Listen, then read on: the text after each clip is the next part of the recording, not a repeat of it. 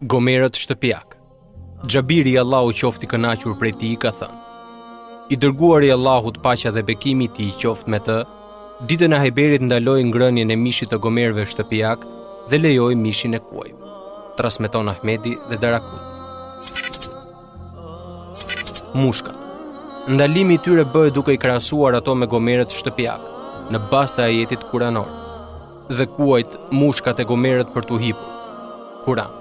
Në këtë mënyrë ato marrin të njëjtin status me gomerët, i cili është dhe argument për ndalimin e ngrënies së tyre. Nëse thuhet se përse është lejuar mishi i kalit, kur ky ajet e përfshin edhe atë, ne themi se kali ka dalë nga ky vendim me një tjetër tekst, i cili është leja e profetit paqja dhe bekimi i Allahut qofshin mbi të, për ngrënien e mishit të tij në hadithin e sipër përmendur.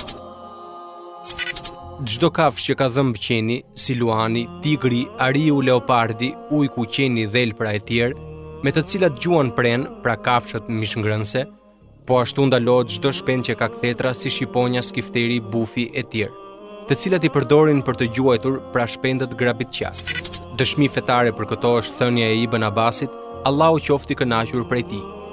Profeti paqja dhe bekimi i Allahut qofshin mbi të, ka ndaluar të hahet çdo kafshë me dhëmbë qeni dhe çdo shpend me kthetra. Transmeton Tirmidhiu, Ahmedi dhe Hakimi. Kafshët apo shpendët që më së shumti ushqehen me ndyrësi, këto kafshë edhe pse në parim mund të jenë të lejuara, siç është pula, nëse ato ushqehen vazhdimisht me ndyrësi, nuk lejohet ngrënia e mishit të tyre dhe pirja e qumështit të tyre, sepse profeti paqja dhe bekimi i Allahut qofshin mbi të, e ka ndaluar këtë gjë. Në mënyrë që të lejohet mishi i këtyre kafshëve, para se të theren, ato duhen izoluar nga ndyrësitë dhe duhen ushqyer me ushqim të pastër, në mënyrë që të pastrohet mishi dhe qumështi. Kështu ato bëhen të lejuara për të therrur dhe ngrënë.